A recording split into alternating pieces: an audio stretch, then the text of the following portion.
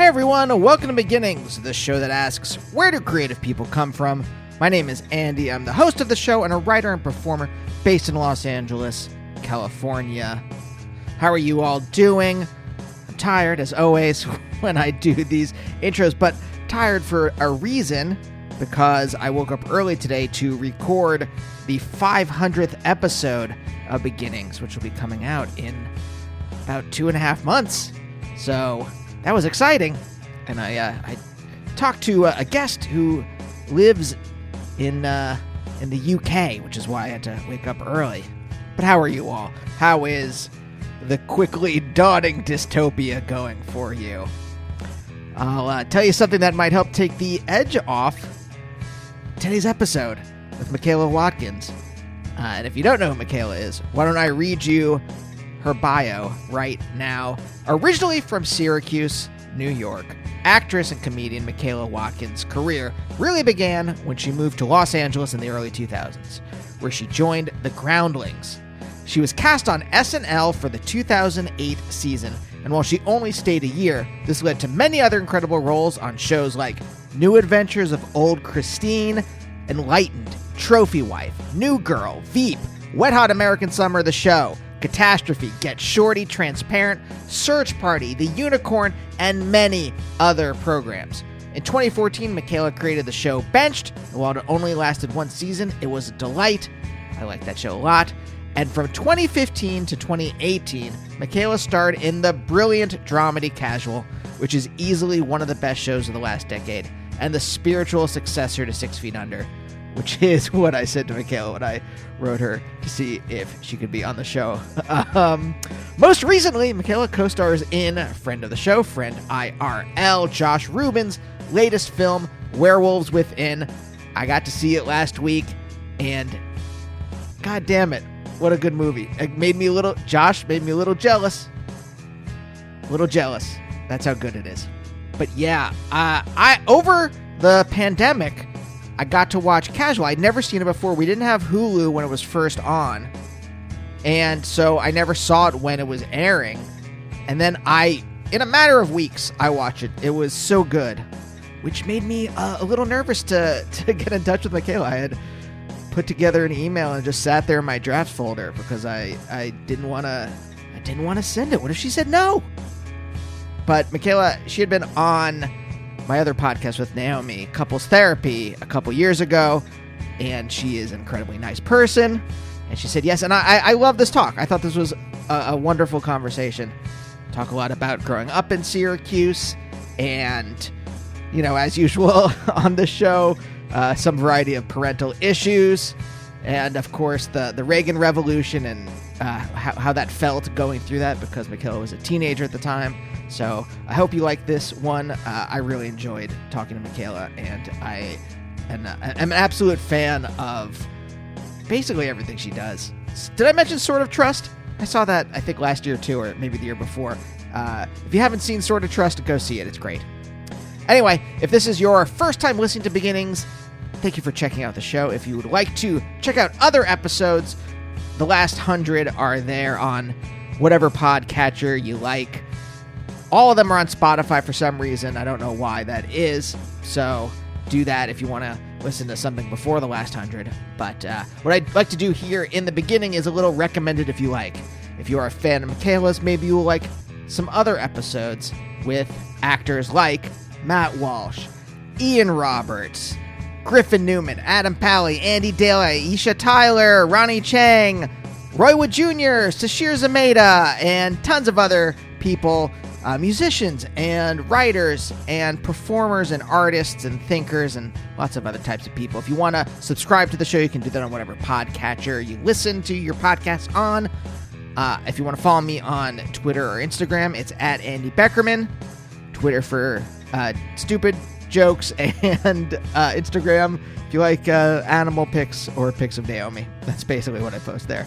And again, I got some amazing episodes coming up. Lou Barlow from Sebadoh is coming up. Robert Popper, brilliant British comedian. Terry Riley, paradigm-changing modern composer from the 20th and 21st century.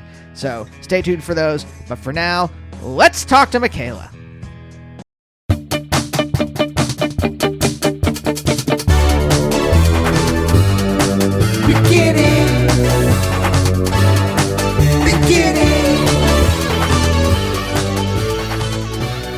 I gotta ask a question at the beginning because I feel like we're on the same wavelength, which is like anxious, maybe neurotic, maybe I don't know if like you're gonna credit it. Like I always credit it to being like an East Coast Jew. I don't know how much of that is real or if I'm just using that as an excuse to explain. Well, why I really am. I really am an East Coast Jew. So there's that. Right. Like that's not made up. Right, you grew up outside Syracuse, right? I grew up inside Syracuse. Inside Syracuse. Okay. Inside the asshole of Syracuse. No, my mom's like, you cannot put down Syracuse anymore. So she's like, you're never going to be invited back. But when I grew up there, it had a lot of issues. It was complicated. It was like it's a Rust Belt town. It's real. It was really depressed. It was really. In the 70s and 80s, it's not its best moment. I can imagine. But being Jewish there is not really a I mean, all my friends were Catholic. It's not like I had a Jewish community that I could bounce being a neurotic Jew off of. I didn't have that many Jewish friends, if that makes sense. So I think that's just now. It's just either ingrained in our DNA or I'm just independently of my Jewishness, a little like. I think what the neuroticism for me comes from not wanting to waste anybody else's time. You know what I mean? Yeah. Do you think that? Yes. Like I don't want to tread too much on other people's shit, time, patience. Yes. Not to get like too deep too quickly. So tell me if this is, but like, is that like a self-esteem thing? Probably, yeah. That would have been destroyed in Syracuse very, very swiftly. Yeah. So yeah, probably that. Which is weird to me. Like, I mean, it's the same thing. Like Naomi's kind of the same way, but like, I'm like, when I see people who are like very accomplished, I'm like, can you fall? I say this, can you fall back on this, knowing that myself, whatever accomplishments I make, do not fill in the void inside. So yeah. They help. But they don't fix. But I mean, I think I've gotten better. I don't think I'm as neurotic as I used to be. I think more. I'm kind of hard on myself. So like the fact that if I can't figure out something technically, it just like annoys me because like I have that thing of like, you should know better. You should know better by now.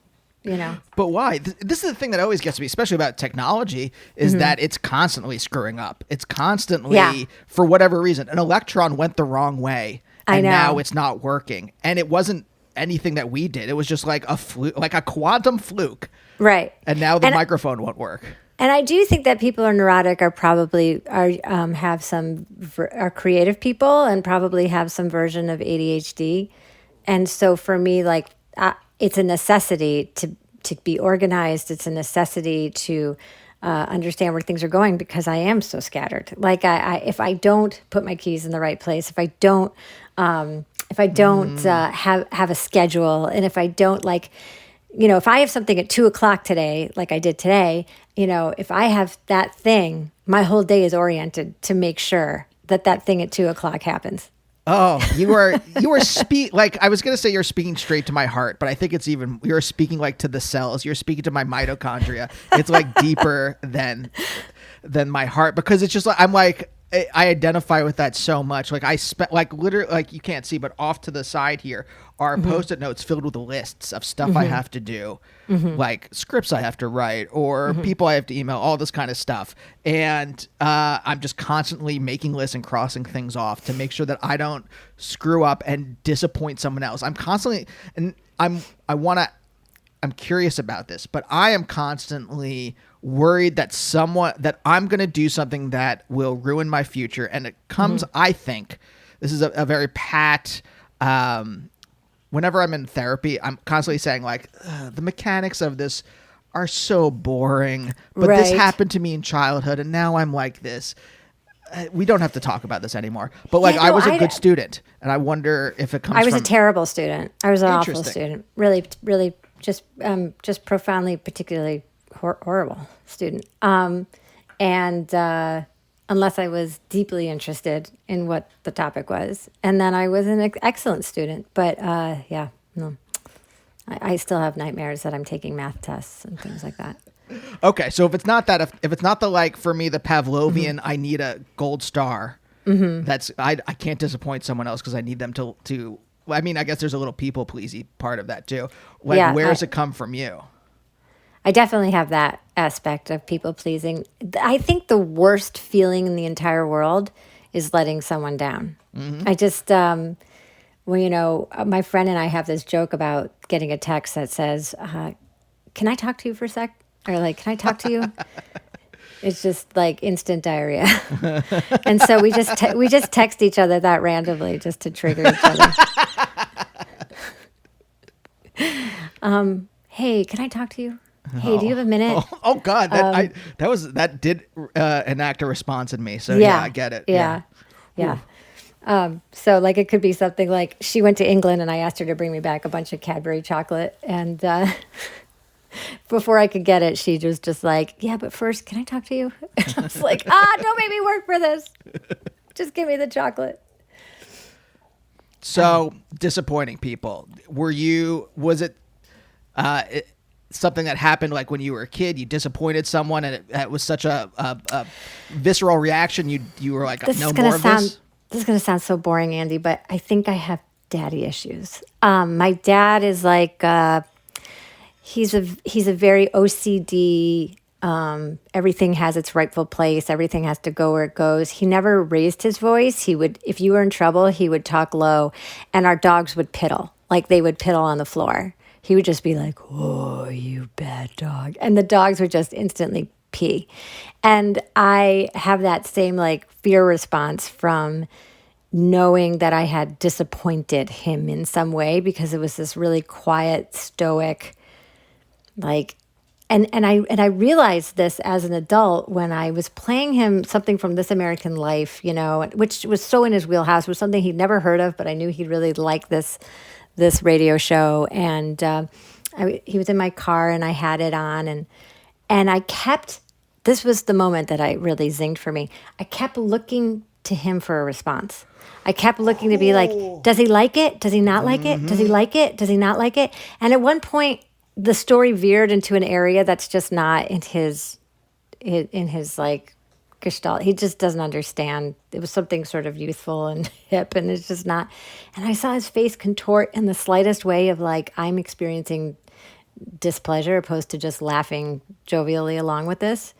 And I just was suddenly like in this mode of like, oh, fuck. And I was like, what is my problem? This is a radio show that's meant for entertainment for the masses. Like, I'm not the Julie McCoy cruise director of his joys. Like, why is this burden on me to make sure this man, is feeling comfortable and safe and joyful and happy at all times? So, yeah. Ooh, yeah. Yeah. It's funny how like you're like, yes, you said this is boring. It's not that that's boring, because that wasn't, because I was like viscerally affected by it, by hearing it. Maybe because I identify very deeply with it as well too. But I think it's just that the mechanics for us, or for anyone, it's just like, yeah, I know why this is like this. I don't know what to do about it necessarily. Or like, I'm working on it in therapy, but It's like, this is what it is. This thing happened, and now I'm like this. Ho hum. Yeah, and I don't know if there was an inciting incident that made me suddenly care so deeply what my father thought. I don't know. I mean, I grew up in a very, very, like we all did, patriarchal world that I'm only unraveling in my 40s, So, and like experiencing anger about it in my 40s. Like, I'm so envious of women who are going through it in their teens and 20s, because I'm like, oh, it's so great you don't have to unpack this in your 30s and 40s, Yeah. The world will feel different and look different. You'll be able to advocate for yourself in ways that I never did. You won't sit silent. You won't contribute to it, So, like, I'm so envious of that. And also like you won't be so set in your ways. Like I mean, I'm so steeped in this like patriarchal world, you know. Yeah. My thinking, my mind concepts, the way that I became successful is all built on that system, and so I have to first unlearn it and then learn something else that doesn't feel familiar or interesting or I mean, or comfortable, even though it's probably way more comfortable, but doesn't feel comfortable, you know, right away. So yeah.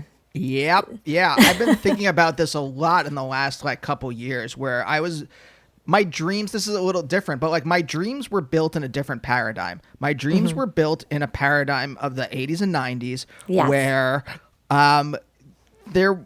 you didn't have much to worry about. Like, it's not like we were rich, but like we had food on the table and No, but if you got an office on a top floor of a business building in a city, you made it. Yeah. You know? Yeah. And my dreams were formed in that era. My dreams to like Yeah. work in comedy and write and all that kind of stuff was formed there. And then we went through a paradigm shift and we're in this dystopia now. And now it's like, I mean, I can't do anything about having those dreams. Right. And now I have to like, I was saying to someone, I'm like, am I going to have to choose in the next like couple decades whether I'm part of a resistance force or not? Like, am I going to really have to make that decision? Probably not. I mean, my friend was like, yeah, I don't think the resistance is going to need a like 40-year-old podcaster, Andy. And I'm like, all right, touche. Well, touche. Somebody's got to broadcast. No, I think that's so interesting. Yes. Especially because like, you know, did you watch the Friends reunion by chance or anything? Not yet.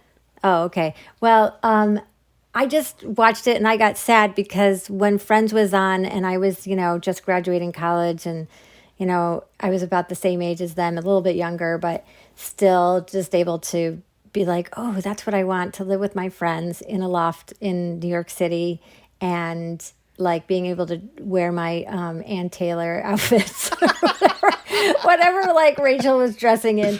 And, you know, and have this pat world. And oh God, and think about the actors, like they're on a hit show. They're probably making thousands of dollars an episode. They're probably making $1 million episode.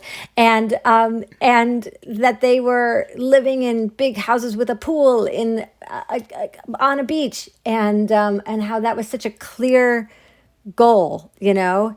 And now I have found some success in my career in a world that is so fraught and with such a massive economical divide that how can anybody sleep at night over it? You know, truly, the fact that we live in a country where people decide who lives and dies based on how much money they have is unconscionable. And it's like, even if you do reach this idea of monetary success or professional, you know, success, let's say, that it's almost like you can't even enjoy it anymore. Yeah. Because it was built on lies. Isn't that most of this industry? And it's just like, if like people that are good, that are like talented succeed, you're just like, oh, you somehow made it through this thresher, this meat grinder. Right. And so like I celebrate, like, look, I don't mean to be too, like I said in the email, like I don't mean to be too obsequious, but like I was looking at your IMDb the other day and I was just like, oh my God, you have been in so many things that I love, and not just like I mean, first of all, Casual. If you had only done Casual, if that's the only thing you had done, I'd been like, oh, okay, incredible. But like all this other stuff, and I'm like, oh, so someone talented was able to actually not just like make a living, but like do really cool things. And it's like, okay, I can. There is hope a little bit sometimes when you see people. That is such a nice, it's so nice to hear you say that and to remember that, you know. I thought you were going to say, when I looked at your IMDb page, I was going to say, this woman says yes to everything. Because I do say yes to a lot of things because I always have that hustle in me, you know. Sure. Because it wasn't easy, and I didn't get in because of my looks. And I'm not saying that to dig for a compliment in any way, shape, or form. I'm saying that the industry was geared that I had to come in through the character actor door. And so, and that was even true for theater, you know. So I luckily that's a great thing that's changed, But yeah, when I got to do casual and be in my 40s and play a sexual like this woman going through a sexual awakening and a personal integration of her whole being on camera, was just so unbelievably rare. I had to pinch myself all the time. Every time I read a script, I was like, I can't believe I get to do this. And I shouldn't say that. I said to my husband the other day, because I said it one time in some interview or something, and I started thinking about it again, getting mad all over again, because we were listening to this book. Am I talking too much? If No. you can ask a question. Okay. Please I go. don't know if I'm off topic or not, but I'm just rambling here. But I'm leading with something, which is, I was listening to that book, Educated. Have you read it by chance? No. Who's it by? It's by Tara Westholm, and it's just a memoir, and it's incredible. Like, we were on a road trip to Idaho and we couldn't get out of the car. We were like, wait, don't get out. Don't pump gas yet. Wait, hold on. Just wait till this is over.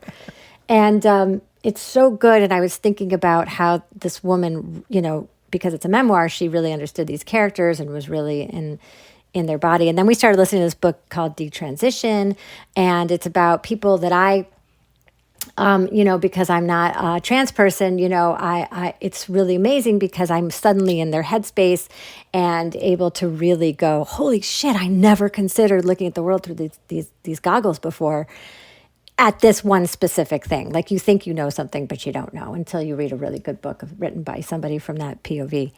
And I was saying how many times you read scripts where the female lead is so lame, like just so you could point at anybody on the street and be like, you could do it, you could do it, you could do it, you could do it. You want her pretty, tall, brunette? Those were your, it was like some physicality that you probably were going to have to decide between, because it was so thin. And how I had said, if you are embarrassed to give this script, I don't remember who I said, but let's just say I was like Oscar Isaac. If you took the female lead, made it a man, and gave it to Oscar Isaac and said, consider this, and you were embarrassed to be like, actually, we should probably flesh out the character more. Like, you wrote it wrong, know? Right. And that's 98% of everything I read until casual. Wow. Because you were on Enlightened, right?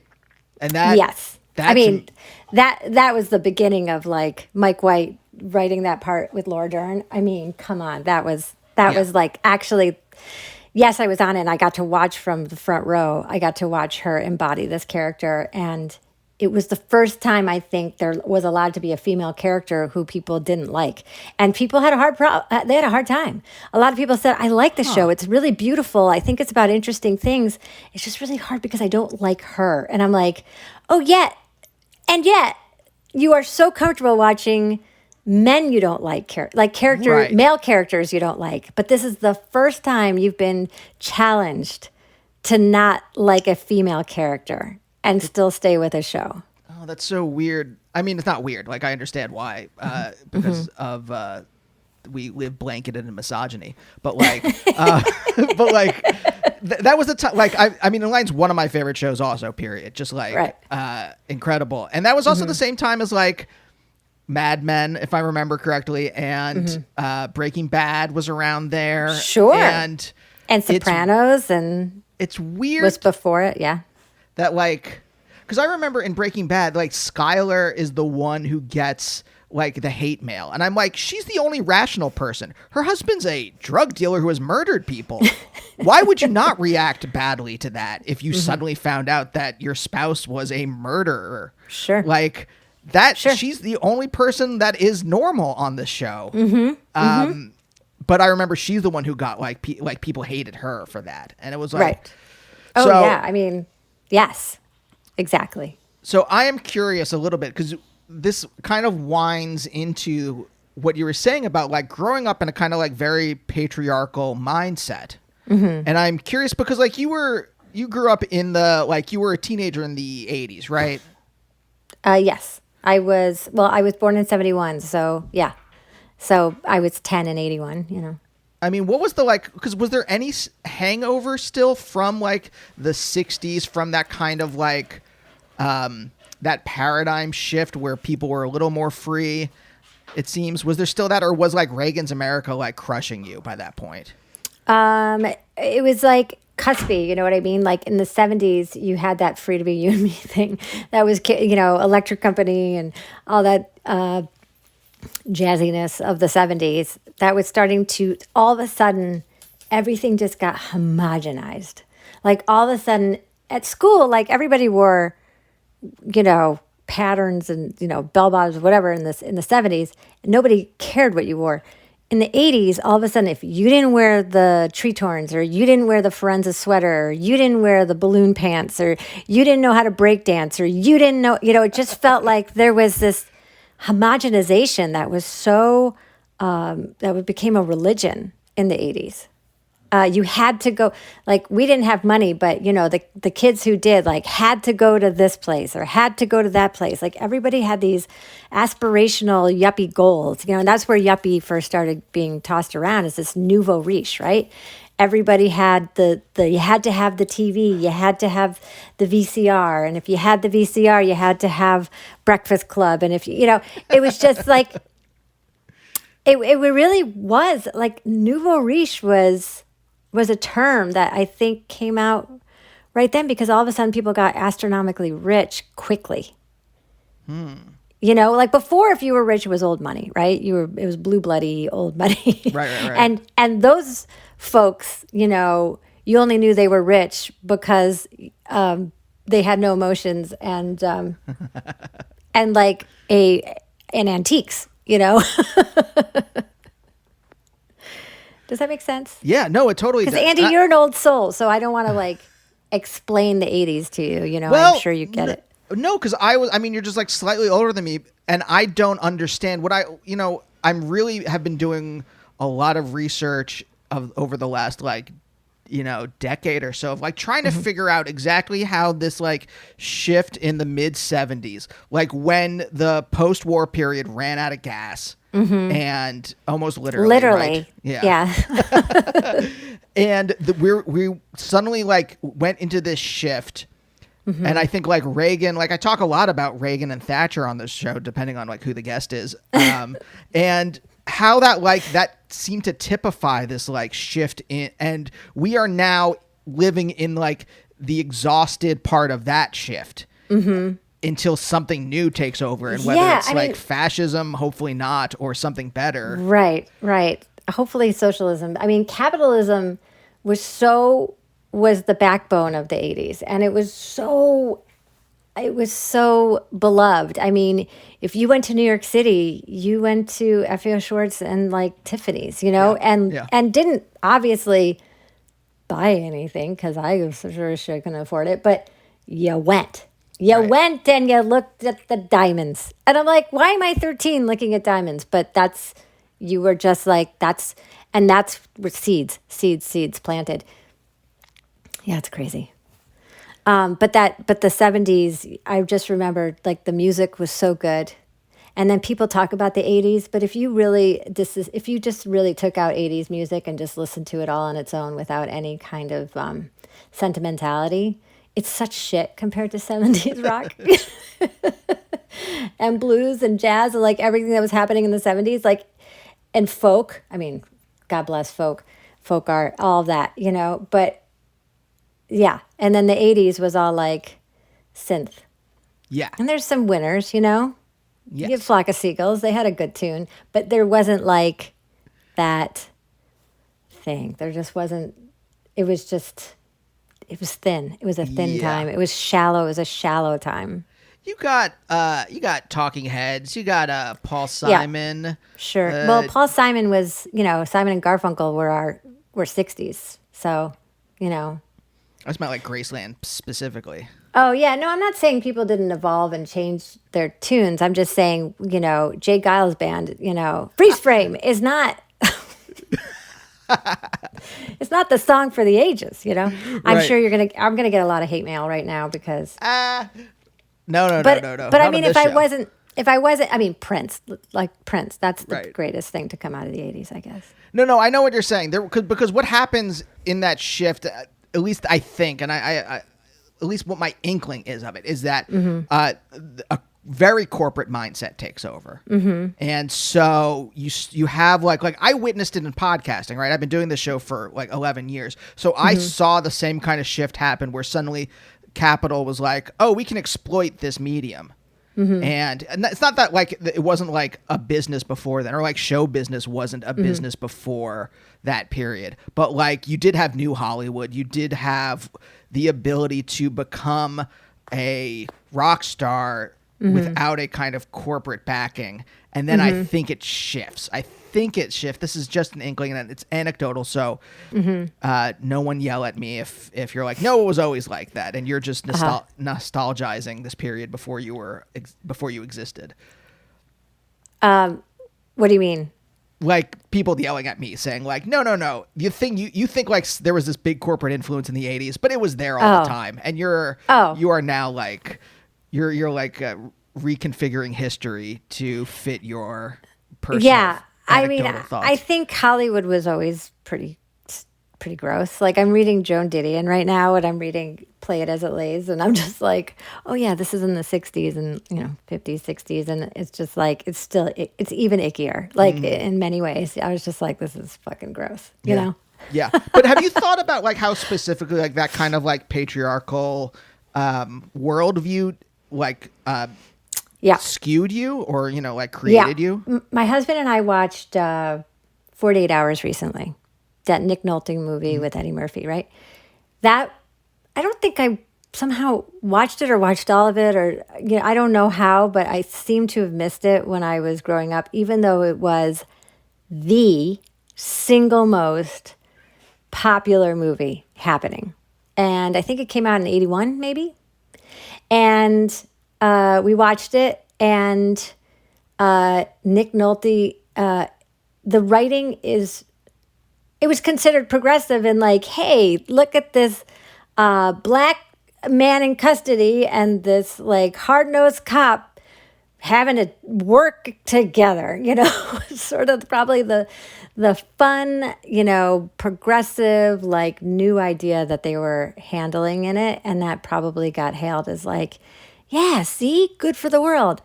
It is the most racist, mean, like evil movie ever. I mean, I watched it and I was like, any opportunity the writers had to say something so denigrating and racist and sexist, they did. And this movie was lauded as the greatest movie of all time. And by the way, all the women in it are treated like total shit. Even the love interests are treated like complete pieces of sex trash. And I just was like, oh, okay. See, I couldn't then go like, I don't enjoy this movie. I find it very offensive to women and people of color. Like I couldn't, there would have been no chorus to back me up on that. It just, if you didn't agree that this was the greatest movie of all fucking time, then something was seriously wrong with your, sensibility compass. That was the tenor. So, of the time, I don't think anybody was like, oh no, I don't like, everybody was like, oh, the greatest. Come on, man. They work together, and it's like, yeah, after he N-words him out the yazoo. Yes.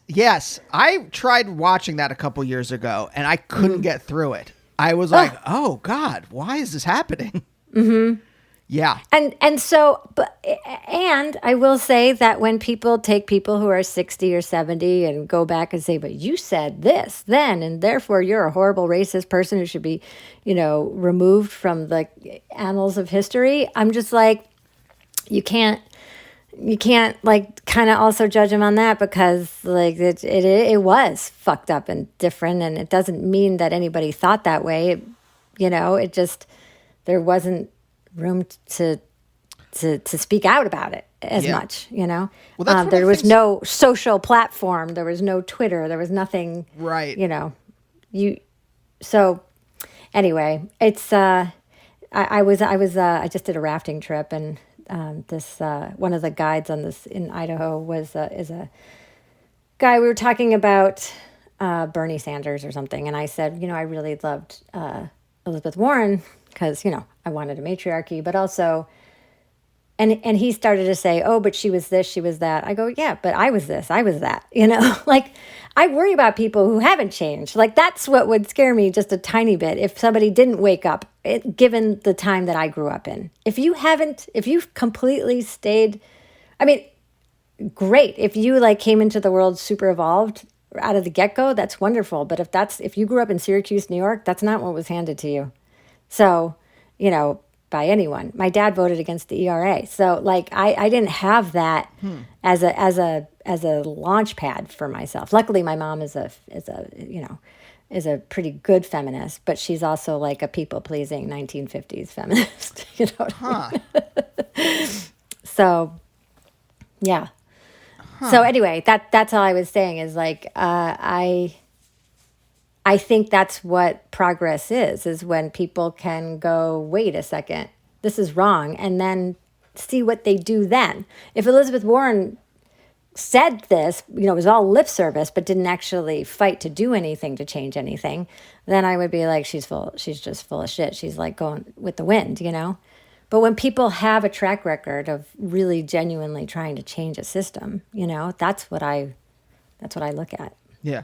I mean, one of the things I'm really interested in the show is what are the things that kind of peel you apart, peel you out of that kind of what I call like beer commercial concept of the world, right? Which is what I grew up in. And it's just like a really pat way of saying it, but like I grew up Jewish in a really Christian area. And there were enough Jews to support Reform. I grew up Reform. There was a conservative temple that my grandmother went to, and there was a modern Orthodox temple. So it wasn't. Where'd you grow up? Where did you grow Reading, up? Pennsylvania.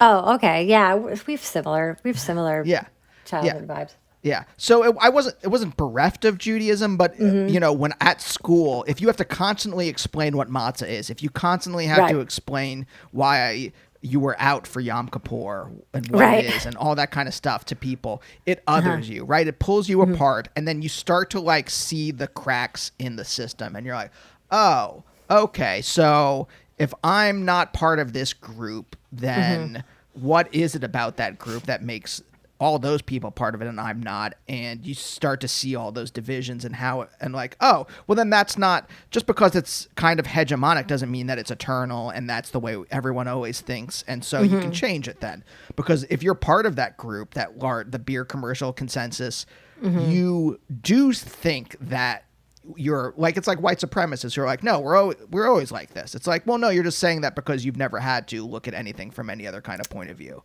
Right. So that's all prefaced to ask you the question of like, were those things in your life? Was it Judaism? Was there something else that kind of like peeled you out of that, again, what I'm calling the beer commercial consensus or concept of the world?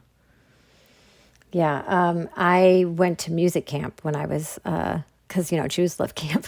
I didn't identify myself so much as a Jew because I wanted to fit in so much with the Christmas partakers, and I never was I never like had a Jewish boyfriend or anything until I married my husband. So I did go to music camp, and I found my punk rock / nerd community, I guess you would say, and those were my people. And it was sort of in really doing deep diving in my teens, 13, 14, 15, into new wave and punk rock that I started to leave the pack, and that was that, just dye my hair black, go to Newbury Comics, buy posters and records as much as I possibly could, smoke cigarettes, smoked a lot of cigarettes, and lots of eyeliner, and but also starting to, that was the thing, right? Question authority.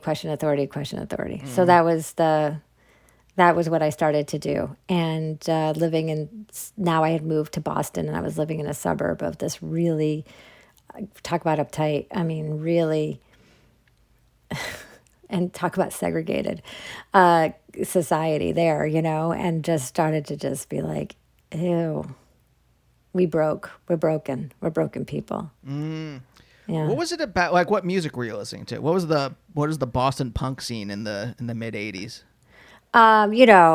Everything from like I was like doing Smiths and The Cure and Susie and the Banshees and Bauhaus and Joy Division, all those obvious takes, but also into skate like straight edge hardcore, like 7 seconds, Bad Brains and Misfits and all that kind of shit. But I really, truthfully, I found the mosh pits so terrifying to me. I had little bird bones, or I shouldn't have been in there. Yeah. But yeah. But I loved not having to dress in a way that sexualized me. Yeah, it just really worked for me. It was nice, Yeah. It was a nice time. And nice people, beginning. really nice people. I mean, there's some shitty like loners who look like Columbine kids, but I think that there's like a lot of really just misunderstood creative gems, that I was friends with at that time too. Yeah. Over the pandemic, I had talked to a bunch of musicians. Well, this was really leading up to the election last year. I talked to a lot of music. Like I talked to Thurston Moore from Sonic Youth and Ian Mackay from Fugazi and Minor Threat. And I realized as I was talking to them, I'm like, oh, your music, that was like the beginning of my political consciousness. Mm-hmm. Specifically, like I knew I was different because I was Jewish, but like when I started listening to Sonic Youth and Minor Threat or like Black Flag, a lot of like I came to hardcore later, but like it still affected me the same way. And I'm listening to like Black Flag's like Police Story, where they're like, they call the police pigs, and I'm like diving into like why are they doing that? I grew up the police are supposed to be good, and then you find out they're like, no, they just go to these concerts and they beat punks up and then leave, and they like them and the skinheads are like on the same side, and you're like, huh. So I do identify a lot with like that being this kind of like this like start of like being conscious like, raising. Yeah.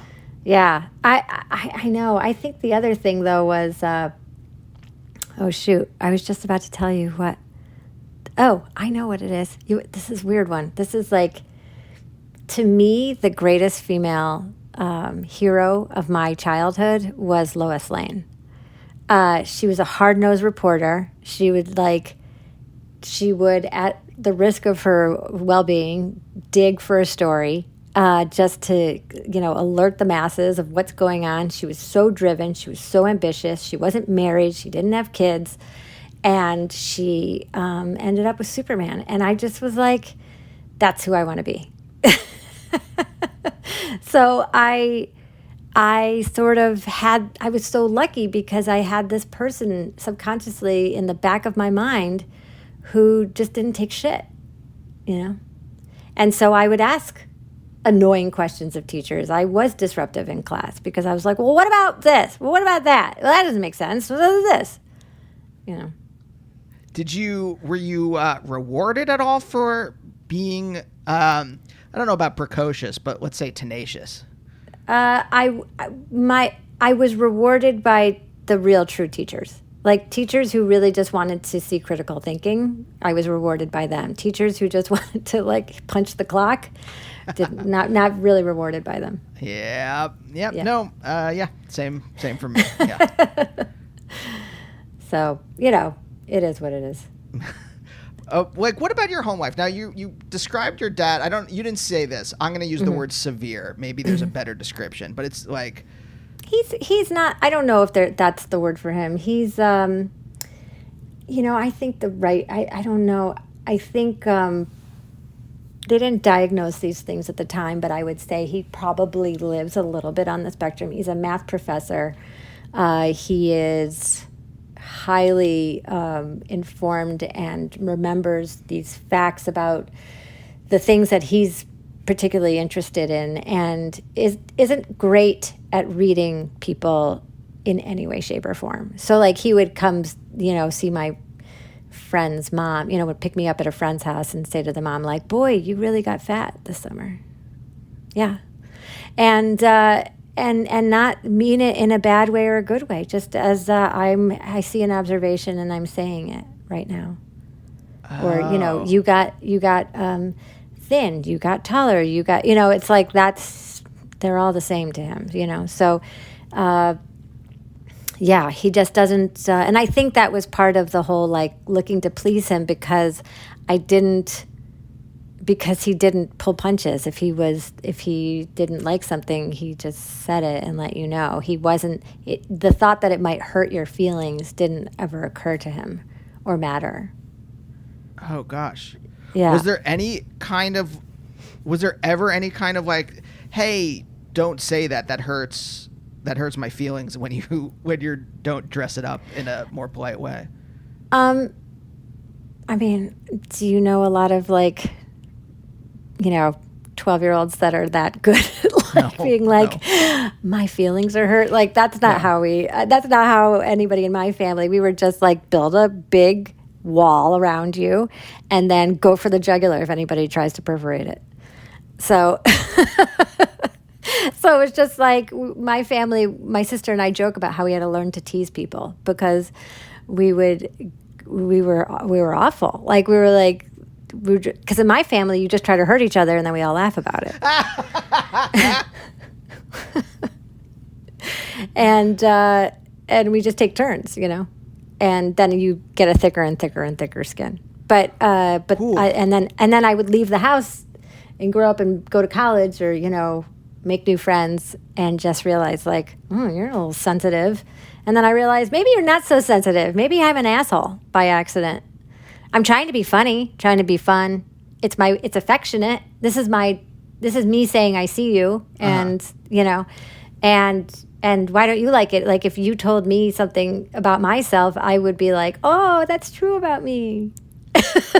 Oh, yeah. And so like I used to joke about how like just any attention to me always felt like such good attention, Okay. So I kind of understand the void a little better now. But did it also to succeed in this business, you have to have a thick skin. You're going to hear the same, like, I mean, some people will dress it up, but sometimes people will be like, no, you're not right for this because blank thing about your physical appearance. And you're like, Andy, oh, shit. Andy, you're blowing my mind right now because I think you just codified something really important. Which is, I used to always say, like, my ignorance was bliss. Like, I don't come from a family of performers in any way, shape, or form. And so I kind of went into this business, like, total obliviousness. And so when people said no, I was like, okay, like, whatever. But I think you just hit on something really interesting, which is, like, when people said, like, you're this, I'd be like, okay, I don't care. Like, it just didn't, it wasn't obliviousness. It was just, like, I didn't... Even if I took it personally, I was used to taking everything sort of personally or not, Like, in other words, it didn't hurt as much as it probably hurt somebody else who was like, I'm getting out of this business. Right. Yeah. Yeah. Yeah. I mean, it's this kind of like, I mean, this is maybe a little, the analogy works. It's evolutionary in a way, right? What are the things that are like this business is so strange. What are the things that like, and everyone has this individual pathway through it. And there aren't really a lot of similar, except for like, I'm the child of a famous person or the child of a rich person. Then like a lot of those stories are the same because it's pretty easy. But if you didn't have a pathway into this, everyone has a very kind of unique way that they survived the meat grinder. Yeah. Are you asking me what mine might be? Yeah. I guess that's more of a prompt, but yes.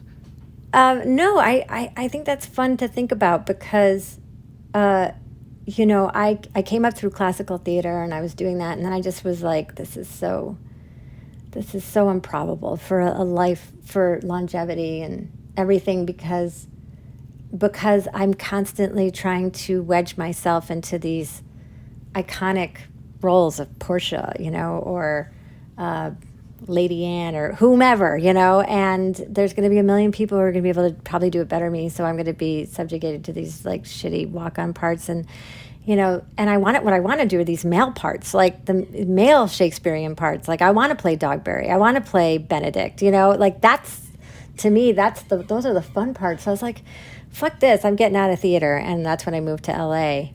And I immediately, I'm sorry, I can hear my dog toy squeaker in the background. I'm so sorry about that. I have a puppy now too. But I was like, I got into comedy, and when I joined the Groundlings and was able to write for myself, I was able to write these really insidious, horrible characters all the time that were so fun to play and really, get dirty in. And, you knew them. It was like some woman, you're like, I don't like her, but I know her, and it would be something so fun and exhilarating about just being able to send up these terrible people, And so I think tenacity at just, it's like, in bumper pool, like you just kind of hit the bumpers and you hit the side, but the ball just keeps rolling. Like that's just kind of what I did. I remember I had an acting teacher that said, people think like, oh, if I did this, maybe I'd get a job. Or if I did this, maybe I'd get a job. And I just plowed ahead obliviously into like, this is how I would do it. This is how I would do it. Mm-hmm. Because eventually, if you keep changing, you're changing lanes and the bus is never going to like hit you. But if you just keep going full steam, eventually a bus is probably, if you're just staying in your lane and doing what you do, like a bus will eventually, and it's not that I did one thing, it's not like I had one set character. I didn't cultivate a persona or anything like that, like a lot of stand-ups do. I used to teach improv at Groundlings, and it was hard to teach stand-ups because they were cultivating a persona, whereas we wanted everybody really loose to play anybody. And but I guess I just mean like I started to trust my point of view. I started to trust, this is how I would do it. This is how I would see it. This is how I view this person. And finally giving that some heft, opposed to going, what do they want? What would they like to see? Who would they like me to be? And I just stopped doing that as kind of a general rule. And then I just started to spark in these auditions and started to get more and more work. So I think that was maybe... This is something like later I'll be like, that's not the answer. The answer is this, But that's my answer right now, I think. No, I think it's interesting. Like at some point you have to make a conscious decision. Like I remember just because I was part of UCB in New mm-hmm. York, I would get auditions. Like they sent mm-hmm. out to like, if you were a performer, you got this mm-hmm. And usually they were like, they saved like the good ones for like the people on like Harold Knight or ASCAT or something like that. But like mm-hmm. I would get a commercial ones and I would like be terrible at them. And I would just kind of go in and be myself, not myself in a bad way. But like what does that mean? Well, I'm weird, but I'm not like totally, I'm not a lunatic. Like mm-hmm. I know it, I can cross the line into like what does a normal person act like, mm-hmm. and then go back to like where I'm myself. Mm-hmm. And I remember making it like, okay, here's an example. You were supposed to improvise, mm-hmm. and this one thing, and it was about like you were in there with another actor, and you were supposed to interview each other. Like mm-hmm. you're a man on the street type thing for this commercial. And I interviewed him and I was like, oh, what's your job? You have to ask him like what your job is. And he was like, I'm a school teacher or something like that. Right. And then when mm-hmm. he interviewed me, this is my first instinct. I didn't like think through it, but I was just like, oh, I fell down the subway stairs and I sued the city and now I live off the settlement, which is funny to me, but like no one wants to hear that in a commercial. So I made a conscious decision at some point. But see, if I were the casting director, I would be like, not for this, but I'm going to remember this guy. Well, there were a lot of casting directors that were not for anything. So at one point, though, before the audition, I sat and I thought, I'm like, all right, you know what this is about. Mm-hmm. I forget what the thing is, but just improvise, like what does a normal person do? I think there was something about a wedding there. What does a normal mm-hmm. person do at a wedding? And mm-hmm. then I just went in and I did that thing, and mm-hmm. then I got it, and then I got a commercial agent from that, and Now, I'm just saying that they're like, once you start actually making conscious decisions, whatever they are. And if it works, keep doing that, I guess, for a little while. Yeah. There is something about that kind of like, and I don't know what it is. Like yours was like, I'm consciously going to be myself. And mine was, I'm consciously going to be a different person. Yeah. I remember for commercials, I would start to dress as a Midwest woman who was super boring because I thought if I were, this is going completely in opposition. Like I said, I'll be like, that's not the answer. This is in opposition with what I just said, which is that I thought if I were an ad agency and I was trying to sell Dawn liquid soap, I wouldn't want the person selling it to be shinier than Dawn liquid soap.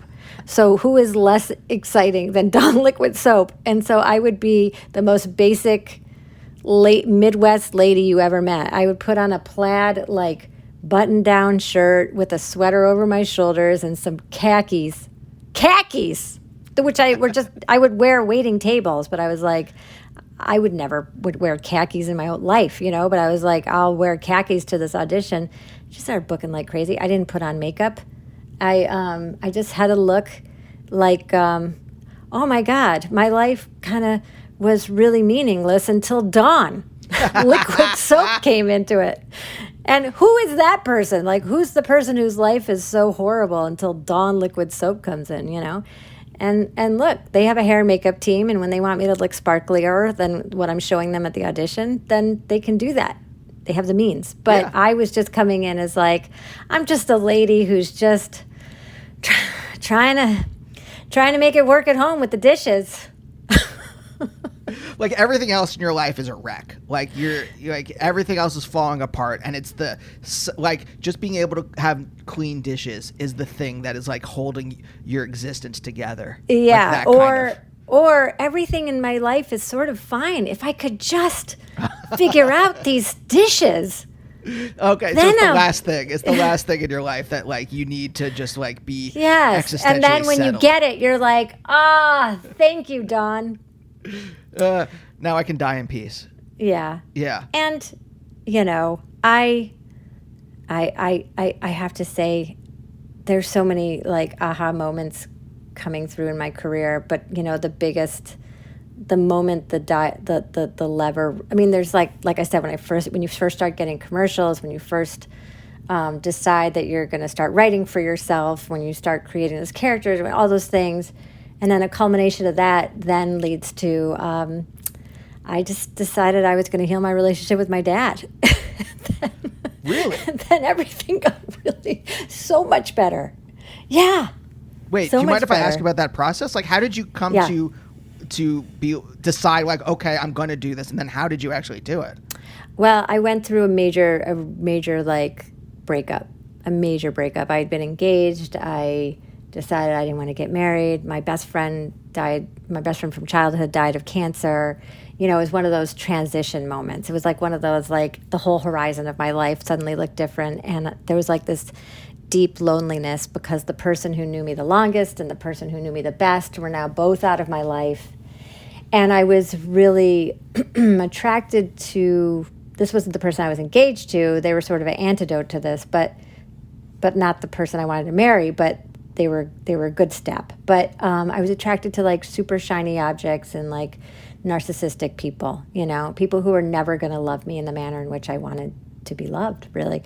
And so I had to break that spell, and I realized it really traces back to trying to get my dad's approval, which I was never really going to get. Mm-hmm. And once I found acceptance in that, his limitations. It doesn't mean he's a bad guy. I had just one of the hardest conversations I've ever had with anyone my whole life. I was like shaking just to confront him and say like, why couldn't you see why that would be hurtful for me? Like when you said, did you say that as a kid? I'm like, not as an 11-year-old, but as a 39-year-old, I did.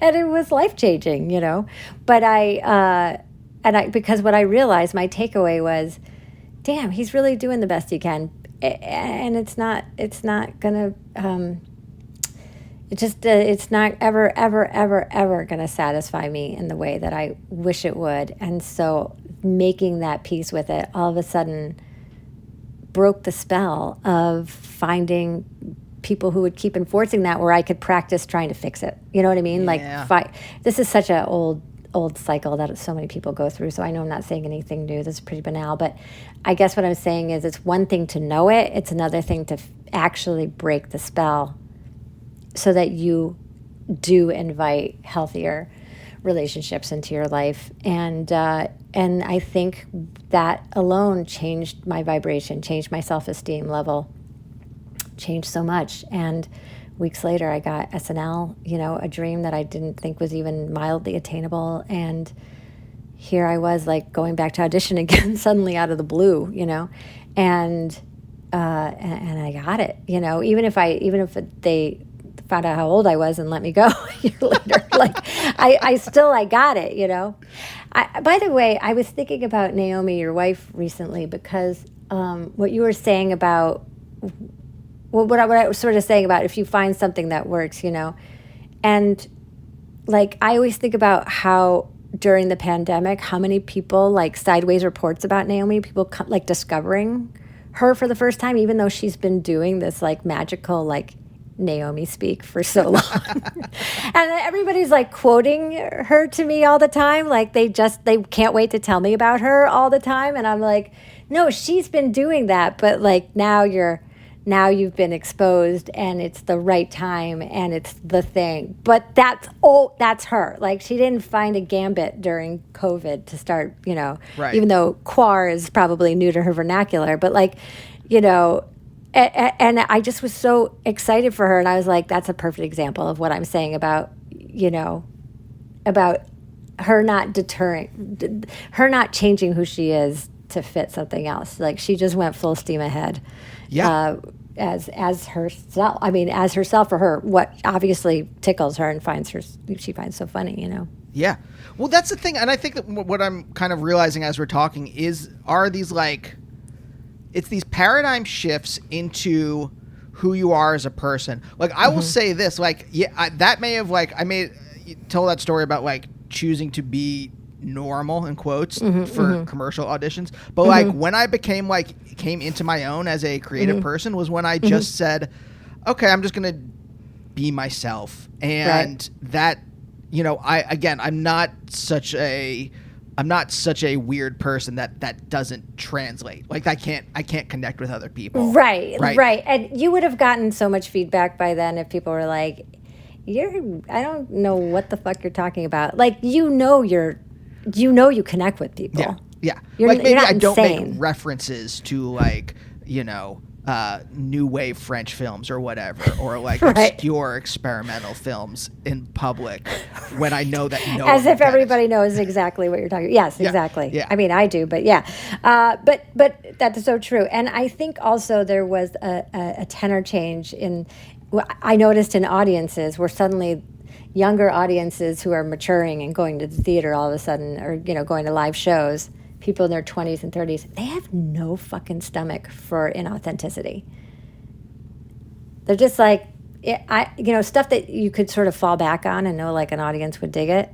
They're just like, nah, no thanks. And then if you became fearless and ventured into something going, I don't know if you guys are going to find this funny, but here's my truth, then they're like, that's the greatest. Yeah.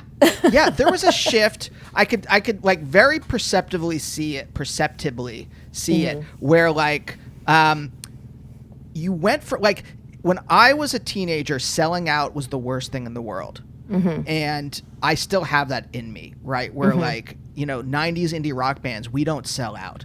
And then there was this shift where in the, like, aughts and then the early teens where it's like, no, sell out. It's totally cool. Great.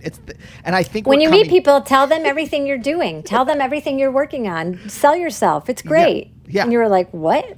Yeah. It felt really weird. And I think we're coming back to this point where it's like, no, like, make money, like, make a living, obviously. Like, we're not asking you to be a starving artist, but you can be yourself and you can be genuine and authentic. Right. You don't have to, like, do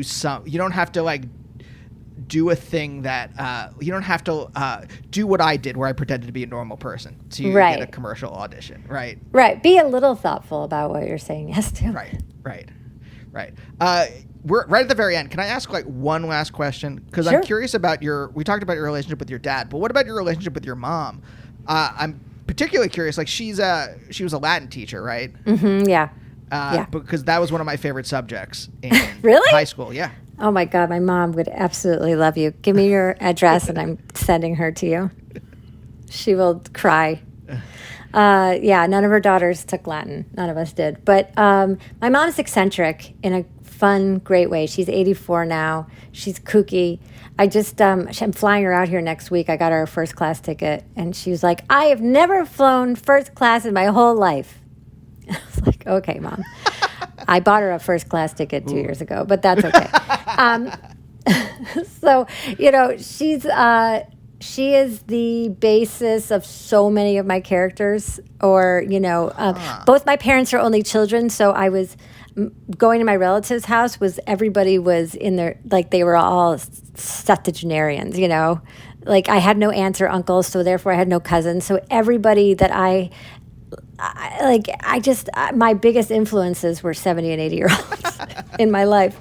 And they're funny. Old people are hilarious. They don't give a shit about anything. So they're so blunt. Yeah. And I love playing them. And it's sort of informed so much of my comedy, So yeah, my mom is kooky. She's a kooky lady. She did everything.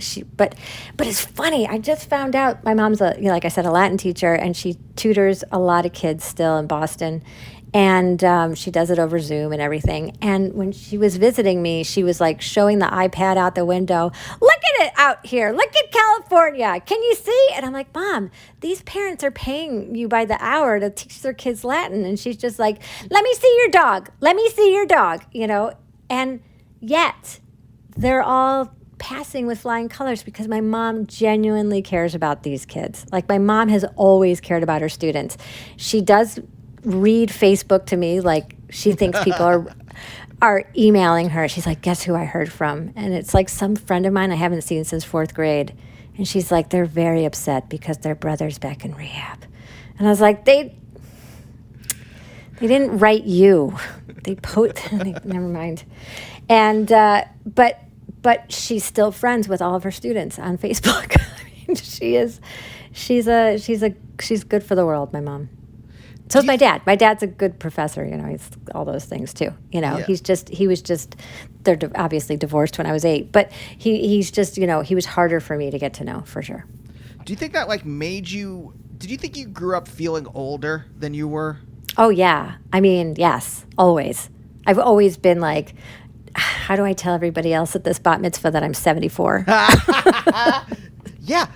I think that then when you start to if your career is based on somehow fitting in with a certain vibe, mm-hmm. then if you have if you feel old, it's going to take longer for you mm-hmm. to age into that feeling so that your insides and outsides match. Does that make sense? Yeah, very much so. And very much so. It wasn't I really didn't start to work until my mid-30s, Yeah.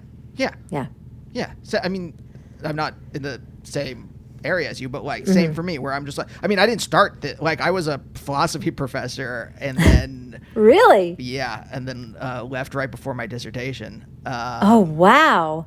That's a bold, courageous move.